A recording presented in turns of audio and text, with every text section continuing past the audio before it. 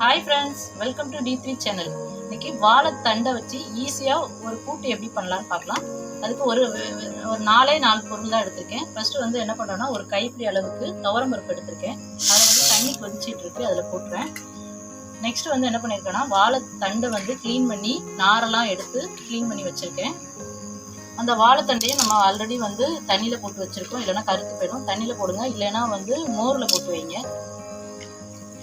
நான் வந்து கட் பண்ண உடனே யூஸ் பண்ணுறேன், அதனால் நமக்கு அந்தளவுக்கு கருக்கலை.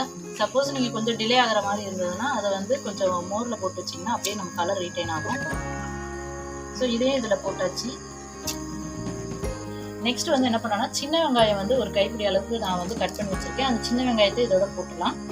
அதுக்கப்புறம் வந்து என்னென்னா, தக்காளி வந்து ஒரு 2 தக்காளி வந்து எடுத்து கட் பண்ணி வச்சுருக்கேன், ஸ்லைஸ் பண்ணி. அதையும் இதில் போட்டுடலாம். போட்டு இப்போ வந்து இந்த வாழைத்தண்டுக்கு தேவையான உப்பு இதில் வந்து போட்டுடலாம். போட்டு வந்து ஒரு 3 விசில் வந்து நம்ம விடலாம், க்ளோஸ் பண்ணி.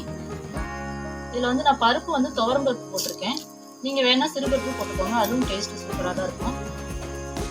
3 விசில் விட்ட பிறகு இந்த மாதிரி நல்லா மசிஞ்சு வந்துருக்கு. பருப்பு சப்போஸ் நல்லா இதுவாகலைன்னா கூட ஒரு விசில் விட்டு வேக வச்சு எடுத்துக்கோங்க. நெக்ஸ்ட் வந்து நம்ம இதை தாளிக்கலாம். தாளிக்கிறதுக்கு நான் ஃபஸ்ட்டு வந்து எண்ணெய் ஊற்றிருக்கேன். எண்ணெய் வந்து காஞ்சோனையும் சோம்பு போடலாம். சோம்பு போட்டு தாளிச்சிடலாம். சோம்பு பொரிஞ்சோடனையும் கருவேப்பிலை வந்து கொஞ்சம் ஸ்லைஸ் பண்ணி வச்சுருக்கேன். அந்த கருவேப்பிலையை நம்ம இதில் போட்டுக்கலாம்.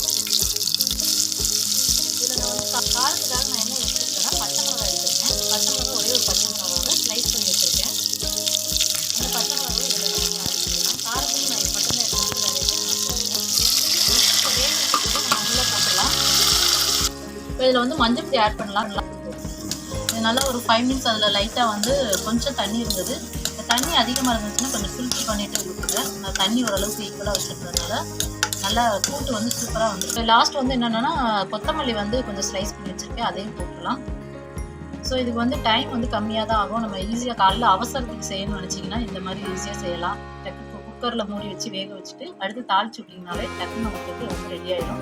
ஸோ வாழைத்தண்டு இந்த மாதிரி பருப்பு போட்டு செய்யும்போது டேஸ்ட் வந்து சூப்பராக இருக்கும். நம்ம நார்மலாக செய்கிறத விட இது வந்து வேரியேஷன் வந்து நல்லாயிருக்கும்.